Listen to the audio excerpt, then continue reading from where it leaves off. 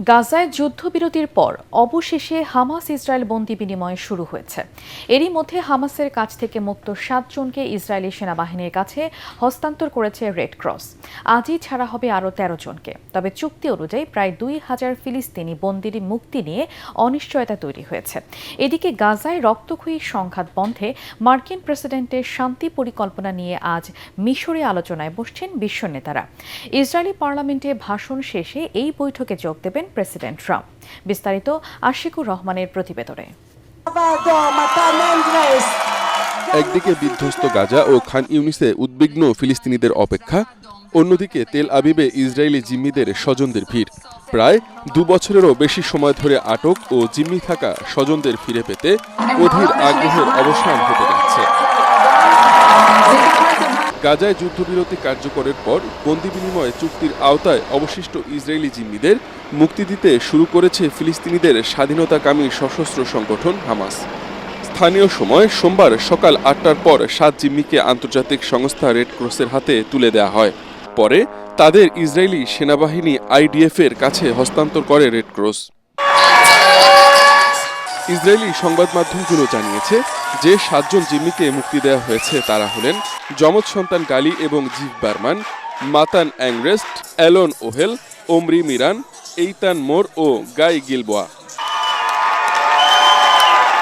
জিম্মি মুক্তির খবরে তেল আবিবে হোস্টেজেস স্কোয়ারে উল্লাসে ফেটে পড়েন হাজারো ইসরায়েলি নাগরিক।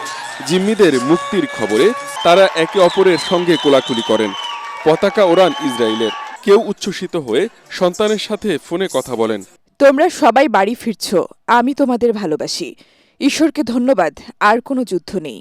মুক্ত ইসরায়েলি এসব নাগরিকের স্বাস্থ্য পরীক্ষা শেষে স্বজনদের কাছে হস্তান্তর করা হবে। বন্দি বিনিময় চুক্তির আওতায় আজ আরও 13 ইসরায়েলিকে মুক্তি দেওয়ার কথা রয়েছে। বিনিময়ে ইসরায়েলি কারাগারে আটক 2000 ফিলিস্তিনিকে মুক্তি দেবে ইসরায়েল। তবে নেতানিয়াহুর দপ্তর নতুন করে শর্ত দেয় ফিলিস্তিনিদের মুক্ত হওয়া নিয়ে এখনও শঙ্কা দেখছেন স্বজনরা। এদিকে ইসরায়েলের পার্লামেন্টে ভাষণ দিতে এরই মধ্যে তেল আবিবে পৌঁছেছেন মার্কিন প্রেসিডেন্ট ডোনাল্ড ট্রাম্প।